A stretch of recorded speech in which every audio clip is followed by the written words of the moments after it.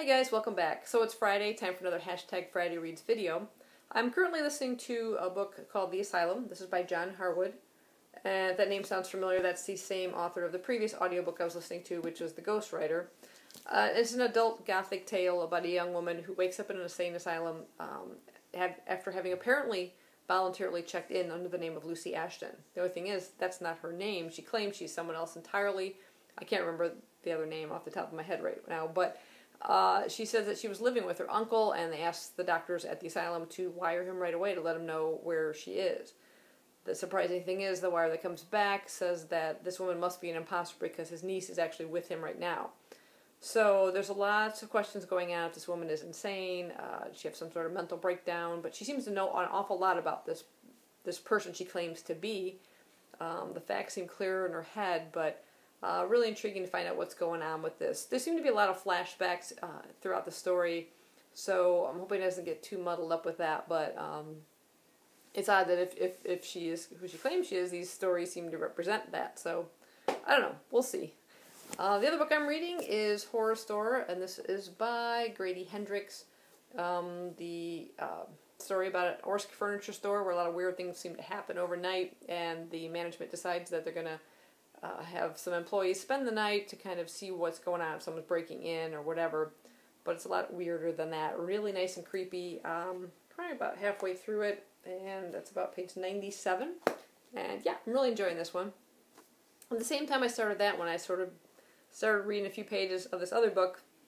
Once I did that, I was hooked. And this is This House is Haunted by John Boyne, the author of The Boy in the Striped Pajamas. It's an adult gothic tale set kind of in 1867, and it talks about a young woman by the name of Eliza Kane. After having taken care of her ailing father, after he passes, she decides she wants to get a fresh new start, a new position, and she answers an advert for governess at Gaudlin Hall, and she gets a reply right away accepting her as the new governess without any interview or anything, which she finds a bit strange, but she decides to go ahead and accept the position and head on out there. So lots of weird things happen along the way as well. On a train platform while she's waiting for her train, she feels a pair of invisible hands push her from behind, and she almost falls within the path of the train, but luckily is saved by a doctor passing by. She gets to talking with the doctor and his wife, a friendly chat about things, until she happens to mention that she's going to become the new governess at Gaudlin Hall, and suddenly their demeanor completely changes, and they share odd looks between each other. This seems to happen quite often anytime she mentions going forward that she is headed for Gaudlin Hall, and just a lot of strange reactions. And it gets even stranger still when she arrives at the hall and is greeted by Isabella, one of the children she'll be looking after, and her younger brother Eustace. There seemed to be nobody else about, no other adult supervision, which she finds very strange that they'd be left on their own. And this sort of continues for quite a bit. There's a Mr. Raisin, another character. He's sort of responsible for paying her wages, and she decides the next day to kind of go into town and meet with him to find out, what is the situation with the parents, where are they away?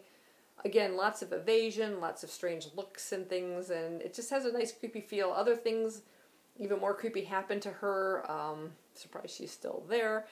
But yeah, I'm really enjoying this one a lot rather. I'm page 195 currently, and it's just really recommend this one. I first heard about this from Liz over at Izziness89, and I'll put a link to her channel. She showed it in a hall and said kind of like, hey, Soup, you got to check this one out, and I had to pick it up. So really glad she showed that one. I would have never really have heard about it. So really enjoying all of these so far. I hope you guys have a great weekend, and I will see you in my next video. Bye-bye.